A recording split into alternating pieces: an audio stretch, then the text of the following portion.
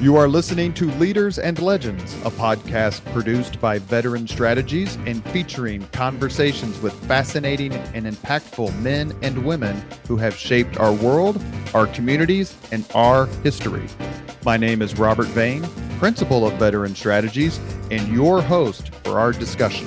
You are listening to Leaders and Legends, a podcast presented by Veteran Strategies, a local veteran public relations enterprise, and sponsored by Girl Scouts of Central Indiana, Garmong Construction, the Crowne Plaza Hotel, Grand Hall, and Conference Center at Historic Union Station, the law firm of Bose, McKinney, and Evans, and the Bose Public Affairs Group, the McGinley's Golden Ace Inn, and MacAllister Machinery, your friendly neighborhood Caterpillar dealer. You can find all your sales and rental equipment needs at MacAllister.com. We are pleased to announce our podcast is now a member of the All Indiana Podcast Network in partnership with Wish TV. You can find Leaders and Legends at allindianapodcastnetwork.com. Thank you for joining us on the Leaders and Legends podcast. Our guests today are Judge David Certo, a true patriot, Brian Alvey, and Rebecca Mills, who is also a patriot and someone I don't know, but she has a very unique story, and you may have actually heard part of it. We're going to talk to her about it and talk to her about the Veterans Court and how she knows Judge David Certo, who started a Veterans Court a few years ago. It's a marvelous, marvelous enterprise. We want to talk to him. And Brian Alvey, who I'm sure all of you have heard of, a true warrior and an all-around good guy who likes me even though I don't drink and I don't smoke. And I appreciate that, Brian. The reason we're on the podcast today is it's a special Veterans Day podcast. I counted a couple nights ago, and within my generation, and one either way in my family, we have 14 veterans. And we do a lot for veterans, but it can be argued we don't do enough. And we're talking to some folks today who do a lot. And I want to very quickly dedicate this podcast to two people, P.E. MacAllister, a veteran of World War II, and my son, Joshua, who did 2 tours in Afghanistan. Judge Certo, Brian, Rebecca, thank you for joining the podcast. Thank you, sir. Thank you. Grateful to be with you, Robert. Thank you for serving our country. Well, thank you very, very much. Congratulations on your reelection. It's a great privilege, believe me. Or is it retention? Congratulations on your retention. I want to talk to you, set the table for your Veterans Court. Dave Certo is a judge here in Marion County, worked with others to come up with this terrific initiative. Dave, tell us all about it. Robert, the evidence tells us that veterans get arrested at a lower rate than civilians, and when we apply the right interventions, succeed at a higher rate than people who haven't done those hard things that veterans are used to doing every day.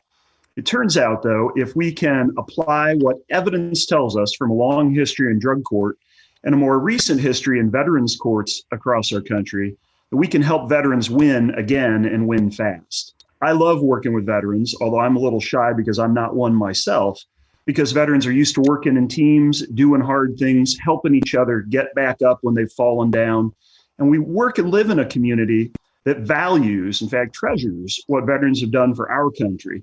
So it's my great privilege to help veterans when they get arrested, get enrolled in treatment, often with the VA, but most people don't know that not everyone who's served qualifies for veterans benefits through the Veterans Administration.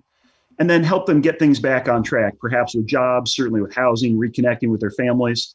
In some cases, getting arrested might be the best thing that happened to a struggling veteran in crisis. And what we do day to day is try to grab veterans by the neck and pull them out of the criminal justice system so we can help them be the same kind of success as civilians they were in the military. You know, it's not the military's job to make you a successful civilian. And sometimes, especially if you struggled before you went into the military, it can be hard to adjust to that big free world that we all take for granted. But especially by reconnecting veterans with other vets and by helping them understand and access benefits they've earned, very often we can help vets win and win fast. One of our guests today is Rebecca Mills, and you met her. She is a proud Navy veteran, much like our recently reelected governor, Eric Holcomb, and my great uncle, who drove a LST landing craft in 7 major invasions during the Pacific War, including Okinawa.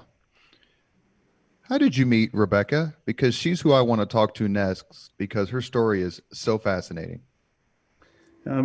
I first met Rebecca when she was arrested, which is how I get to meet veterans who end up in our Veterans Treatment Court. But she had the courage to say she wanted something different, and she was willing to work hard to get it. We're particularly grateful for Rebecca's service to our country, but also her example to other veterans, because now she's serving as a volunteer mentor for veterans currently in our Veterans Treatment Program. But Rebecca is such a superstar. We're so proud and grateful for what she's done for her family, as well as for her country, that she was the honored guest and featured speaker at our Veterans Court graduation recently. We're very happy to have Rebecca with us today so that she can speak from her experience about how she got things back on track. Rebecca, all of us who've known Judge Certo for decades at this point, we all have very interesting stories about how we met him. Yours, I think, is probably the most interesting. Please tell me about your experience interfacing not only with Judge Certo, but also the Veterans Court. Well, let me start with saying that Judge Certo is absolutely amazing at encouraging each and every participant to do his or her best. I know me, when I started there, I would go to court and I had my head down and I was ashamed of everything I'd done. And, you know, it seemed like week after week, my head would slowly just go up a notch each week, just because standing in front of a judge is, you know, kind of scary. And here he is, totally opposite of what I've expected. He was reminding me of, you know, my service record and encouraged me that, you know, I could be who I was back then, and reminded me that, you know, I could build a life that I was proud of again. And, you know, he doesn't condemn anybody, him or his court. You know, you're surrounded by loving, caring individuals who generally care. And that's what helped me want to do better, because, you know, not only disappointing myself, but here I had people rooting for me and helping me. I surely didn't want to let any of them down either. So he's just an amazing person. And, you know, he volunteers to do this veteran court, and I know that's over and beyond his regular duties, and anybody that does that from the heart, and you just couldn't ask for anything better. And I'm just very grateful that, you know, he was my judge, and I was provided a second chance, you know, to prove myself again and be redeemed, and they helped me get there. So Do you find that the drive to get past what led you to Judge Certo's court is just another aspect of the drive that puts you in a position to volunteer? The most amazing thing about the 21st century military are all the millions of young men and women who volunteered after 9/11, not knowing where they're going to end up. That was my son's case. But Rebecca, you had the courage and the fortitude and the patriotism to put your name on that paper, raise your right hand. Is that coming back to you more and more every day? I think so. Yeah, I would have to say that.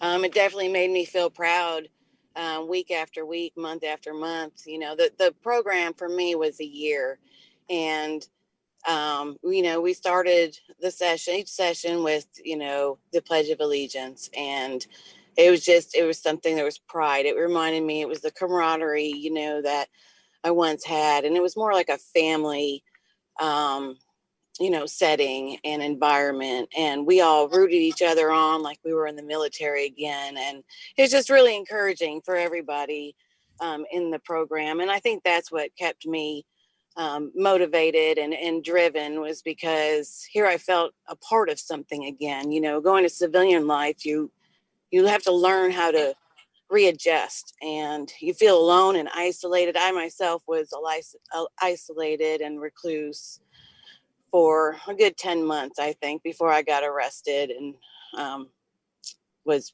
in Judge Certo's courtroom. But, it's just amazing to feel accepted again. And I'm just very, very grateful for that opportunity. And you had the added burden for the cause of your appearance being in Veterans Court. You had the added burden of what happened to you being a public incident, much covered by media, not only here in Indianapolis, but quite frankly, across the country. We won't get into those details because we respect you. But did that just make it, of course, Rebecca, we're thrilled to have you on the podcast. Thank you. You're welcome. But did that make it just that much tougher to make the decisions you needed to make to put yourself on a different path? I think that incident that you're talking about is what made me become more of a recluse and isolated and, just not wanting to be around anymore. And, I look at me getting arrested again was, a miracle from God, putting me on the right track. And I do think that had I not gone through that, I wouldn't be where I'm at today. I had to go through everything, but the humiliation, it really humbled me. And I do think I needed that. And, just the process of everything that I went through with Veterans Court and that second chance just helped me to see life in a new perspective. And, now I look forward to, I can walk down the street and just see somebody with their head down, and I'm the one going up to them and just say, hey, come on, you want to talk? Is everything okay? And just present them a smile, because I remember being like that. So I gotta say, I'm glad I went through all that. It was rough, but I wouldn't be who I am today had I not gone through all that. And I don't know if I answered your question. No, you answered it. You answered it perfectly. Judge Certo said that in some cases, being in the criminal justice system, especially in front of his court, is the best thing that can happen, because it is a dividing line in someone's life. Would you agree with that? I do fully. Yes, fully agree. He mentioned, I'm a mentee in the Veterans Court program now, and it feels good to be able to give back and be a part of that family, and help other people struggling, because, they might have not gone through everything I went through, but I can understand, we all struggle differently, but if we can just all give everybody a chance, have more compassion to people. And I guess that's where the court taught me the most, was about compassion, no judging, just complete understanding, because, everybody's got it rough in this world, but I think veterans have it a little bit rougher, especially adjusting to civilian life. And sometimes we make those poor choices, but that doesn't define who we are. We're just, I don't know, we kind of fall off track. We're not meant to be alone. And the military teaches us that we need each other.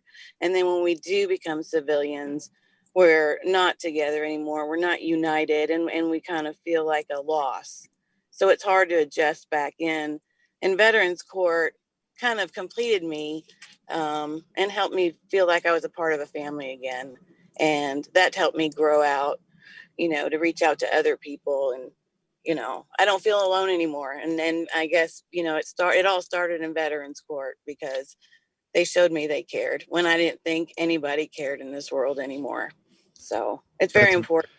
That's very, very well said. And all of us who have known the judge for a long time understand that the Veterans Court is an extension of his service, of his personality, and of his faith, quite frankly, of which we're all very proud. We're very, very lucky to know David Certo. If you happen to be friends with Brian Alvey, especially Facebook friends, you are a very lucky man. He is a lively social media commentator and a man who has gone above and beyond in his service to his country. He's loved by Republicans and Democrats and Marines and squids and flyboys alike, and we're thrilled to have him on. Brian, do you remember the day that you decided, you know what, I think I'm going to join the military? I think I need to do this. Ironically enough, I actually do, because it was a Thursday. And if you'd have asked me on, let's say, that previous Tuesday, if I'd ever joined the military, I'd have said, heck no, never, ever. I'd successfully avoided all the military recruiters all the way through high school. And I would have never thought about it, even though, you watched all the movies and stuff and you kind of fantasize it. I think all young boys do at some point, fantasize about being the war hero and things like that. And I don't know what, I think it was in 91, just got out of high school. Jobs weren't exactly everywhere at that point. And I don't know what got into me one day, but I just finally said, fine, I will listen to your spiel. And I listened to it, and on paper and everything, it just made total sense. I signed up that quickly. I just made a decision and moved forward. And then fast forward 20 years, 9 months, and 4 days later, I retired that was combined through my service, active duty, reserve, and National Guard. You retired. You went in as a enlisted man and stayed enlisted the whole time? Oh, yeah. I had an opportunity to get my commission at some point because I had all the college and all that stuff, and I just wasn't something I was real interested in. I spent time as a drill sergeant, so I think that lobotomy just ingrained in my head as I was a permanent non-commissioned officer. And, I eventually was medically retired due to some injuries I sustained in Afghanistan. I was medicaled out. When a little bit later in my career, I was thinking about maybe taking my commission, but that was just kind of taken off the table. Your military career has served as a bit of a travel agency for you. Where all did you vacation? Well, for the most part, I was in Afghanistan. I made the mistake, I like to jokingly refer to it as a mistake, of learning how to speak Dari, which is Afghan Farsi. And so I never went to Iraq. I always went to Afghanistan. I've been to other little spots around the Middle East, but predominant amount of my career, both in uniform and then later, after I was done serving uniform, I went back as a Department of Defense, Department of State private contractor. So I spent most of that, almost all that time in Afghanistan. It culminated into just shy of about 3 years combined. We know some other Afghan vets. I mentioned my son Joshua, and also should mention Al Inslee, who spent, I think, 6 months over there, and a lot of us know Al, and he was in the Marine Reserve. What did you find when you were in Afghanistan? Did you get the sense that the people wanted us there? In 2004, 2005, absolutely. I really did. And I think for the most part, they did. I was there for both their first election, and then I was back there for their second election once Karzai had done his full 2 terms, and then when they had the next election, when they brought in the next president. So I had the opportunity to be there for both, and it was an amazing thing, that first election, to be there, a part of it, to provide the security so they could have that democratic process to elect their representative government. It honestly was a little less crazy than what's going on here in the United States right now, I think. A couple little flare-ups, but nothing really dramatic. We were on high alert for that whole thing, all the U.S. forces over there, and it went off without a hitch with next to no drama. It was amazing. So the people, they were very appreciative of us being there, but those things wane with time. It's amazing to me to think that we're still there at this point. When I was back there as a contractor, I was the program manager for the organization that I represented for the whole country of Afghanistan. And it was what pretty much everybody was looking for in the job in that industry. It paid very well. I felt like I was making a difference till I didn't. And it was almost like a bad B movie scene, very poetic, sitting on the side of a mountain one day, I just realized I was like, I got to go. I'm done.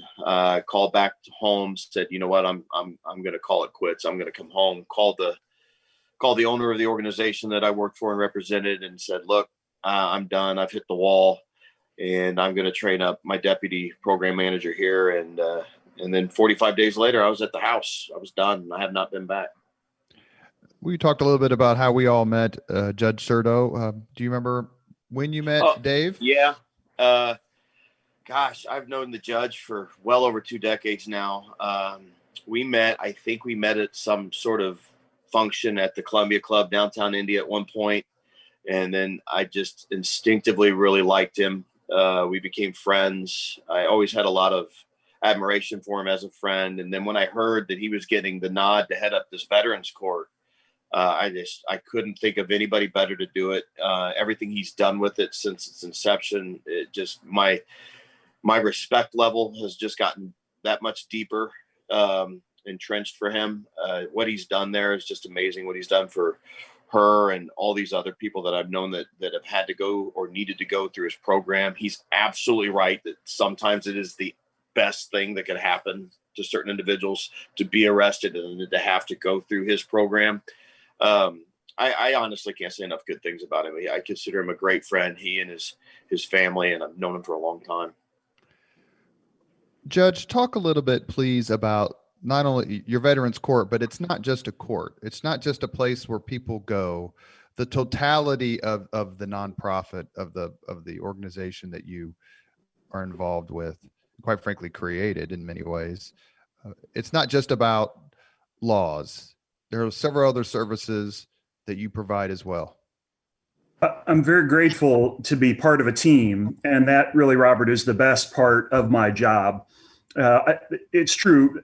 People are real polite to me at the courthouse, right? But it's really a community effort that makes the court a success. Rebecca put her finger on it. It isn't really drugs or alcohol that usually mental health that kills veterans. It's isolation. The military takes individuals and breaks them down so they're part of a team and no longer solitary individuals. Well, that's great until the team goes away. And if the only voice you hear is the one in your head, if you're in a basement, maybe smoking, maybe hanging around the wrong people, it's no surprise that things might go off the rails. By the time you realize it, you might be living in a car. You might have no contact with your kids or your family or your fellow veterans. And that isolation is a huge contributor to 20 veterans killing themselves every day. And not just ones who've been in combat, not just ones who've deployed, but veterans who get isolated tend to be a bigger danger to themselves, especially because men are so good at completing suicide attempts, very often with firearms. And it can really scare those of us who work with veterans. We had a guy come to court who's a Marine, and what frightened me was he stared at his shoes the entire time we talked. Now, I've never met a Marine who stared at his shoes, right? Marines fight communism. They get toys for tots. They hang together in every sense. They do not stare at their shoes. And that's what really frightened me. When we see things that aren't normal, like a veteran getting arrested, it's our responsibility as a community to do something different about it. And we're very grateful. We can't do this just with government funding. We have a private entity that you very kindly help raise money for that helps with things maybe government can't pay for. We have donors who help us. We also have, though, a whole team of people in the community. If you served only in the reserve, which is great, or served only in the Guard, which is fabulous and may well get you deployed because Indiana is so good with support services, keeping the regular Army in the field, you might well end up not earning veterans benefits through the VA. But we work really hard to help connect community services like Eskenazi Mental Health or Fathers and Families, which helps many of our veterans get reconnected with their kids, or Hoosier Veterans Assistance Foundation that helps struggling and homeless veterans get their feet under them again so they can catch a breath behind a door they can close at night and get a decent night's sleep and receive mail all in one place.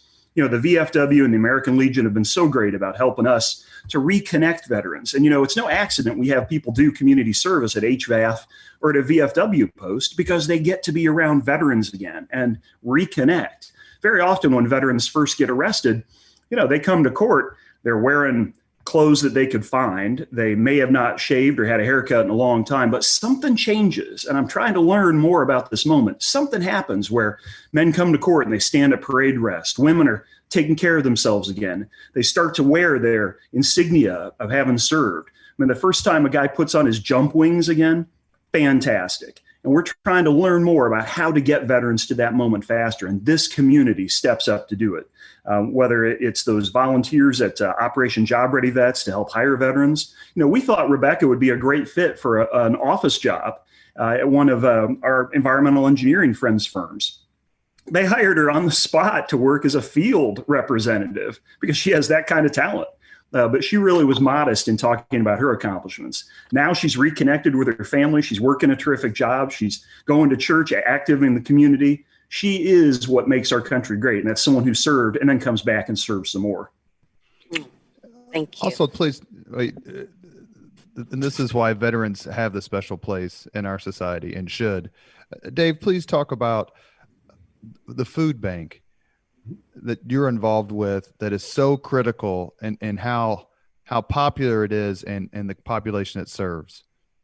Before we had a veterans treatment court, we had a community court out in Fountain Square. And it was great because it was a relationship between a court and a geographic area. But, one day I was sitting in the public defender's office there. She had a candy dish on her desk. And I helped myself to a piece of candy and I observed, it's not Halloween. Why do you have a dish of candy on your desk? I almost choked when she said, I see my clients about 9 a.m. and court starts at 1. And many of them won't have eaten anything all day by the time they get to court. And first, we should all be mad if people in our community are hungry. And second, we knew that was an issue we could address, especially if people were shoplifting or stealing because they're hungry or their families are hungry. We can fix that. And we did with some partners we had out at St. Joan of Arc and some other churches in the area. We were able to get a group of volunteers to come into the courthouse and operate a food pantry there so that if you were hungry or your family were hungry, we could take that issue off the table and address whatever was bothering folks next. But we were very grateful to have that problem-solving approach to low-level crime, right? We're not dealing with murderers. We're trying to help people who've made mistakes get things back on track by addressing the issues that brought us together in a cost-effective, but practically effective way too. So if it's alcohol, we'll talk about alcohol. If it's housing, we can work on that.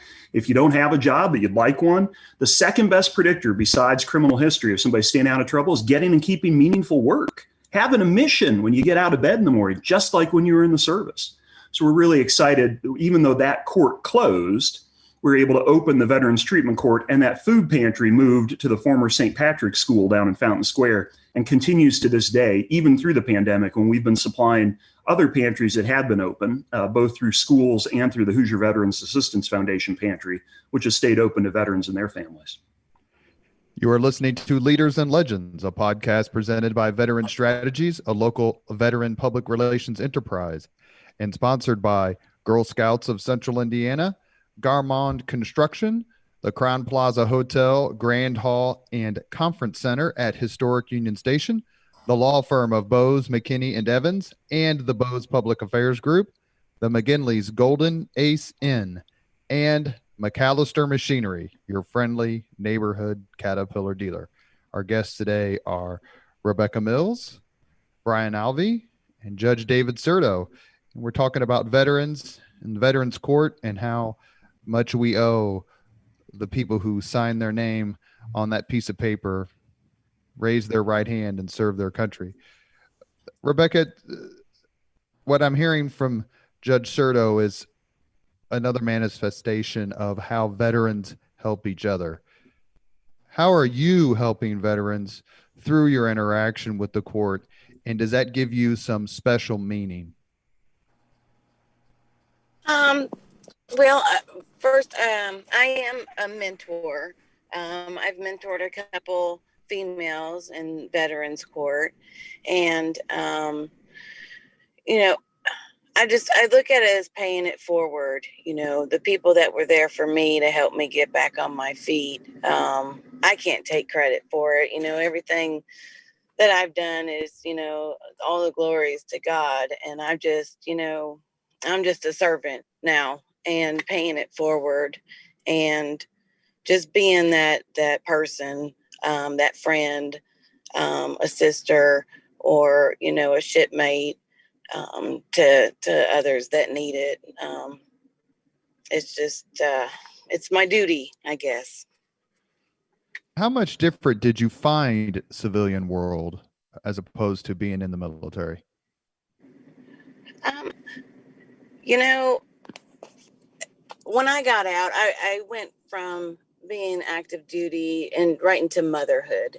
And I was pursuing my bachelor's degree.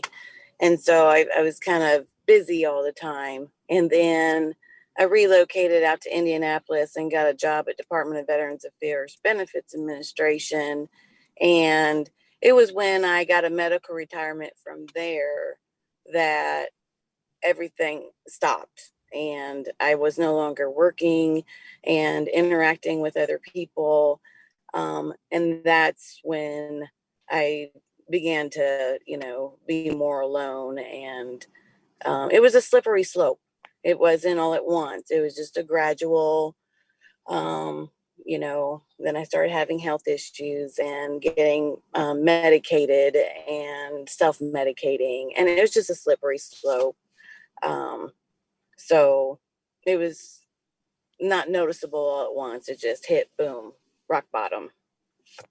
How does it feel to you when you go to an event, and it happens more frequently now than in the past, certainly, when the person who serves as kind of the MC of the event asks all the veterans to stand? Very proud. Very proud. You know, I take honor in standing for the flag and all the men and women who've served before me. And, you know, I just, I get a lump in my throat and, you know, put my hand over my heart, you know, for saying the American anthem or the Pledge of Allegiance. It's just, there's no words to express. I'm just very patriotic and love for our country. Brian, I'm going to ask you a big question, and I can't think of very few people more qualified to answer than you, but what could the civilian world learn from the military? Oh, well, I think they learn a lot from the military, whether they realize it or not. And that's kind of why Adam Smith and I started the Warrior 110 last year. So for an example, everybody knows that hospital, especially emergency room, trauma medicine, the learning curve for those folks go vertical during a wartime. Our medicine improves dramatically and how doctors work with trauma because they have, well, frankly, they have an opportunity to practice a lot during a wartime. So that learning curve goes vertical.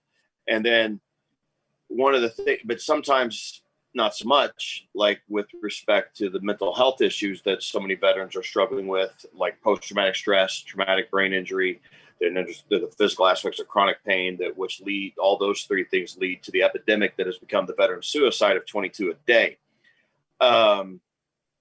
Well, when you factor that in, we veterans don't have a monopoly on those things. There's a lot of people that suffer. Let's use post-traumatic stress, for instance. There's a lot of people, a lot more than veterans in our society, that deal with post-traumatic stress. You've got sexual assault victims. You've got people that were in horrific automobile accidents and saw people die, or just even close loved ones.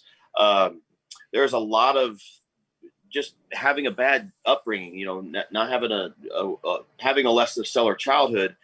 Those things can all attribute to it. There's a lot of people walking around with those issues. So now we need to do the same thing we do with combat emergency trauma, where that learning curve goes vertical. We need to do the same thing for some of the invisible scars that people walk around with day to day, like post-traumatic stress, and then the physical aspects of TBI and chronic pain also. So the biggest thing we try to do with the Warrior 110 is to bring awareness to those things. We also try to raise some funds to help support things. Last year, we raised quite a few $1,000s for, you guys have already mentioned HVAF, Hoosier Veterans Assistance Foundation. I know the gentleman that's in charge of that organization, a wonderful human being, General Copes, U.S. Army retired. I knew that if we raised money for that organization, it was going to go to a good cause, and every dollar, every dime, every penny would be spent appropriately. So that's why we did it with his organization. This year, we're doing it for an organization. We're getting ready to step off on our 110-mile road march this Saturday. We're raising it to send as many combat veterans through the Brian Bill Foundation. The Brian Bill Foundation is down in Florida, where they focus directly with warriors that has suffered from post-traumatic stress, traumatic brain injury, chronic pain. And they do it through equine therapy. You work with the horses, you get out there, you take care of the horses, you ride with the horses. They do things like eye rest meditation, yoga, quite a few things that have proven to help individuals develop coping skills. So these are things that, I don't know if post-traumatic stress ever completely goes away, but what this does is it gives people an opportunity how to cope with it, how to deal with it. That's some of the things that Adam and I, unfortunately, we didn't have the benefits of, like a court, like what Judge Certo's doing. We've had to get through it on our own, and it was by pure luck mostly that we were able to get through those things on our own. We were blessed by God to be able to do that.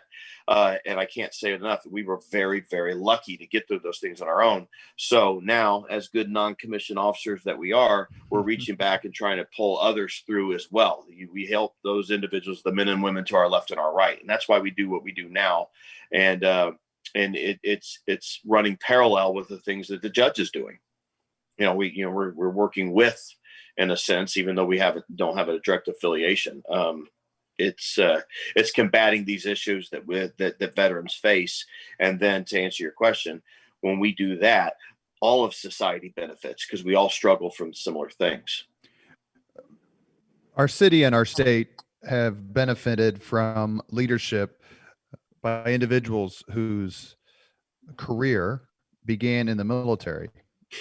And that may be Eric Holcomb, Greg Ballard, Joe Kernan, just to name three. Brian, what do you think it is about the military that creates such transformative men of action and integrity, and how Indiana has benefited from that? Well, first and foremost, it's the culture of leadership. The military teaches leadership. You're learning leadership from day one. When you show up to basic training or boot camp, within a day or two, they have assigned squad leaders and platoon guides to they are teaching leadership from day one. They've figured it out. We've got, since we're going on 200 some years of our military's existence, where the first and foremost aspect of that is leadership.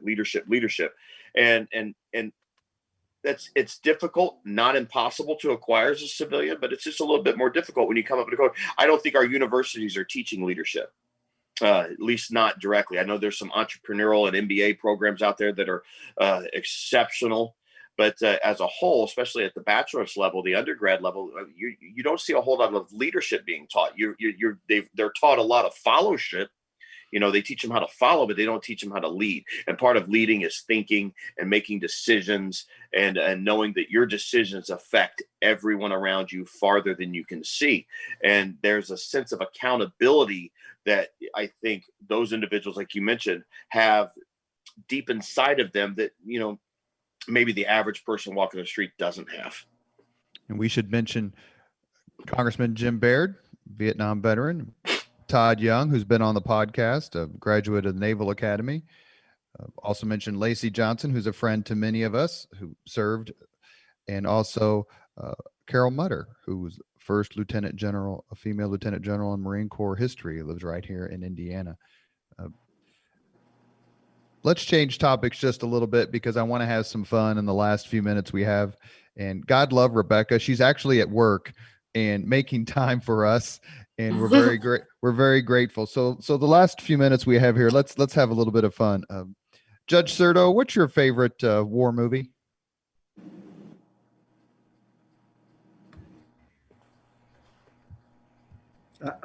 I just can't get away from Saving Private Ryan.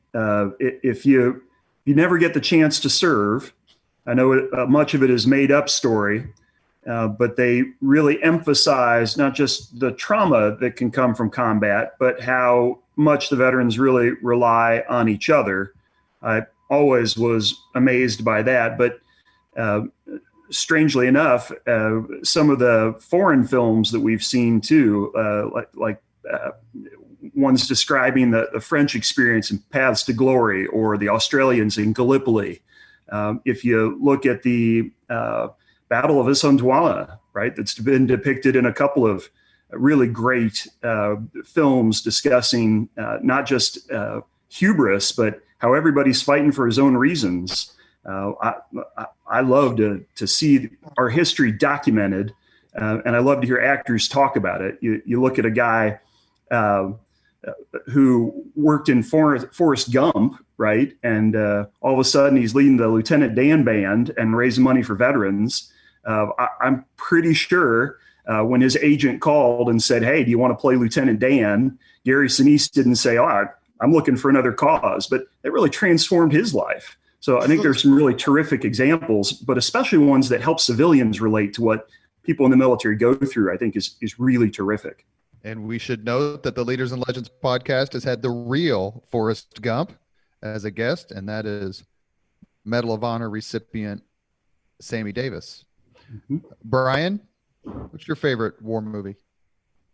You know, I'm kind of an old soul, so I like those old ones. I like Sansa, Iwo Jima, Tora, all the, the old ones, the John Wayne ones. But my favorite, honestly, have to be the ones I have a connection to, like 12 Strong, 18 Hours, or Black Hawk Down, because the people that are depicted in those movies are friends of mine. So there's just a connection there. And then, just where I'm at in my life, I try not to get wrapped around too many serious things. So I'm more akin these days probably to watch like In the Army Now with Pauly Shore. I'm trying to keep it light. Life is serious enough. So that's way light. Maybe Sergeant Bilko with Steve Martin. I don't know. CPO Sharkey with there you go. Rickles. I remember watching 13 Hours. I think that's the movie. 13 Hours about Benghazi. Yeah, with my son. And one of the interesting things about it, to your point, Brian, was he's like, I served with guys exactly like that. And he fired those weapons that were in that movie. And he goes, well, at least they're using them correctly. Half these movies, they don't even use them correctly. So it was just weird to sit there with someone who had actually been through it and could understand why they were doing what they were doing. Well, the three gentlemen that are kind of the focal point of that, Tig, Tonto, and Oz, are all three good friends of mine I know from the contracting world. So I actually had the opportunity to bring Oz in and speak at the War Memorial a few years ago, and I had the distinct honor and privilege of sitting right next to she was the second lady at the time, First Lady, my dear friend, First Lady Janet former Amos, now Holcomb, sit the front row with me while Oz got up and spoke, told everybody his story about that horrible day. And so I just have that connection. And so I have to, by default, say those. So although they are very difficult to watch. And I bet they are. And Janet Holcomb does so much for veterans, along with Terry Stacy from Emmis. Terry Stacy is a tremendous supporter of veterans. And quite frankly, so is Ruth Ann Gordon at Channel 4, Channel 59. Always go out of their way. Let's be honest, though, Robert. Rebecca, go ahead. The right answer is Stripes. But, I will defer to the judge's good judgment once again. I was actually when I went through basic training, because Stripes is filmed at Fort Knox, which they hilariously renamed Fort Arnold after Benedict Arnold. But the barracks they used was right in where my company was. So all those old school World War II barracks, when I went to dropped off at Fort Knox at whatever o'clock in the morning from Indianapolis, I was like, why does this look so familiar? And it wasn't until I watched Stripes again that I'm like, oh my God, I was right there in the middle of this old school world. Rebecca, what's your favorite war movie? Well, I'm not a big war movie person, but A Few Good Men. I liked that, but how about a song? Proud to be an American. That's actually was my next question, Rebecca. You beat me to it. What's your what's your favorite patriotic song, Rebecca? Is that it? Proud to be an American. Yes, sir. Brian? You're never going to surpass our national anthem for me. and especially when it's done right. I still harken back to when Whitney Houston sung it at the Super Bowl, right when we were right in the middle of the Gulf War. That was at 1990. 91. Oh man, I can listen to that right now and it'll give me goosebumps every time. Dave?